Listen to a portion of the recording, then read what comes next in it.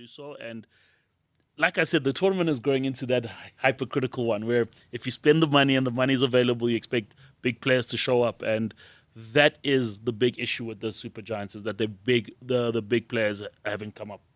Well, I mean, that was the issue with the Pretoria Capitals, okay? All the hype on Dewald Brevis in the beginning, and he didn't show up in his first few games. Yeah. And I think it was like, luckily, I think they bought smart, as you spoke about Rutherford as well. Yeah. That guy is a massive smasher of the ball, but he also has the maturity to put like some time at the crease to make a valuable 40, like against Paul Rolls, which then went on to win the game. Yeah. So the Capitals are good enough players around, but yeah, Brevis has been under expectation. I mean, like, the guy's trying hard, right? He's getting a lot of criticism because he's a 16.5 million rand guy. I mean, we even asked Keshav at the Captain's Day show, how do you captain a guy like that knowing there's going to be extra pressure on him? Do you give him special attention? Like, how is it going to work? Because it's a dynamic within a dynamic. Yeah. But the guy's putting his weight around. Like, he's incredible in the field. He really is. He's just doing everything he can to get back in there. And he is trying. He's made a couple of sketchy 30-40s. It's just actually testament to how good this guy really is. Look, I'm going to be a bit harsher on Dewald Brevis. I think, the stats speak for himself. He hasn't faced more than 25 balls in his innings. He goes out very cheaply. Unfortunately, the 16 million rand thing is going to be a huge issue. He hasn't built any partnerships. I mean, there was a critical game, not yesterday's one, the game before, where they were in a situation where they dropped wickets and he was the main guy. And then he decided to be super aggressive. That was the Paul Royals game. The Paul Royals game. He decided to be super aggressive, dropped the wicket, and ultimately the middle order crashed. I disagree. I think he was actually trying to be more circumspect, and that is something he's not too familiar with. Yeah. So, but big issue is that he hasn't been able to see out a game, and that's something. Time at crease. And that's something where, when we get into the Proteas team, is how are you going to deal with that increased pressure at that level when we need you to kind of build the innings in. And it's something that he needs to think about. He needs to be able to see out an innings. He needs to be able to know when to be aggressive, not when to be aggressive. And also what I also didn't like is how he's accepting the criticism. I think, when you're in a bit of a hole as a player on a dip in form, you kind of have to accept the criticism. You are the highest paid player in the team. I mean, in the league, people are going to criticize you. I think a lot of former players said your inability to build partnerships is why your team's losing, and he took offense on that. Then he went out and said that he doesn't listen to former tennis players and or former cricket players who talk about form, which I think is unnecessary swipe. I think you kind of have to accept that criticism at that level.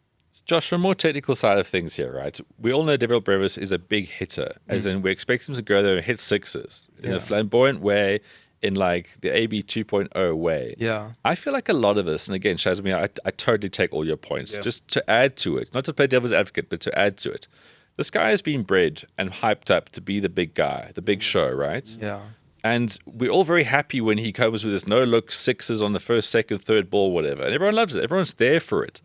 But now he's getting criticized for when it doesn't happen, that he must be something else as well.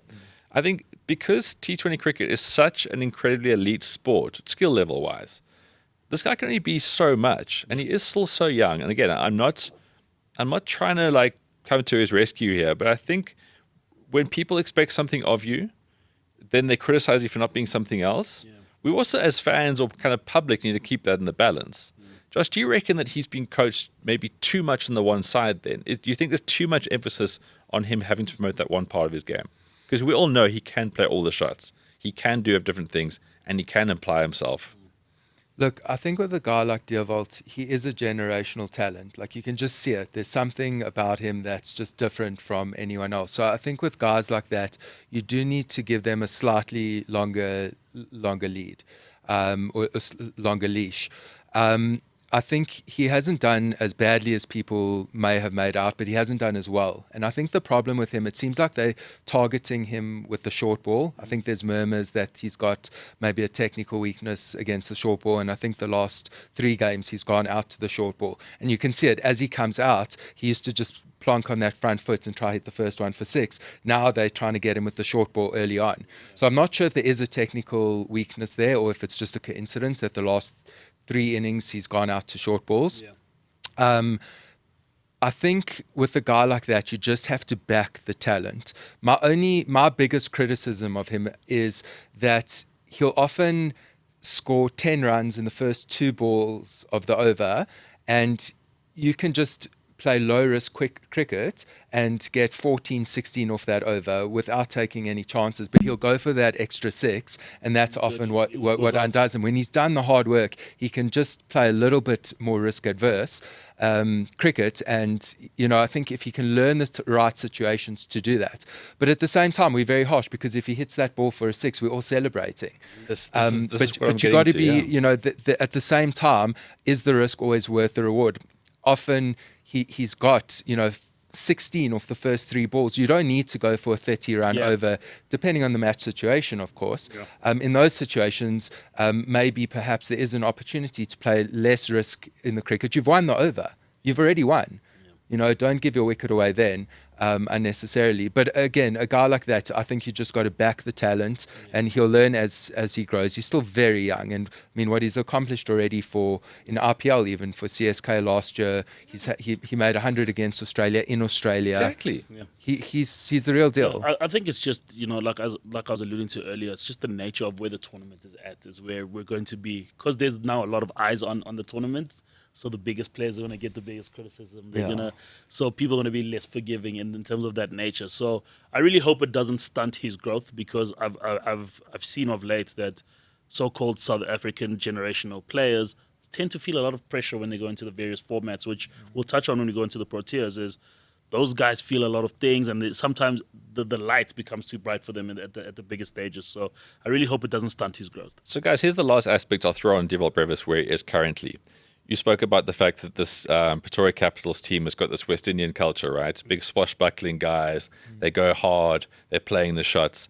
Dewald Brevis doesn't, who in that Pretoria Capitals lineup is going to be the sort of mentor position, the senior guy he can maybe learn from, the senior guy he can maybe leverage from. In my Cape Town, he was so good. Why? Rassie van der Dussen, Ryan Reckleton, Reza Hendricks.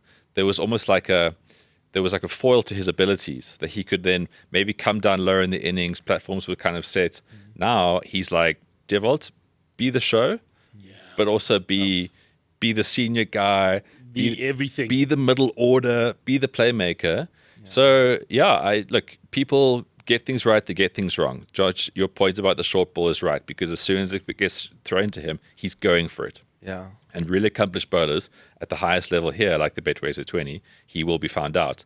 So I think Saurav Ganguly being the coach, Sean Pollock being the coach, I don't know how hands-on they are with his career right now, but the guy could get a couple of favors by just maybe having, because SA is at top of the innings. They've got Cox as well.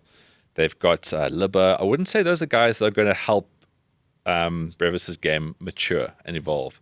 AB de Villiers, when he came into the Proteas, same kind of player, really. But he had Smith, he had Umla, he had Cullis, he had Boucher. He had all these rocks around him. And Brevis, I think, will do well in the Proteas setup because of that very point. But he's the show for the Capitals. I think that's show. We initially talked about it at the auction, is that this is going to be a big test for him to be ultimately the biggest guy in this tournament.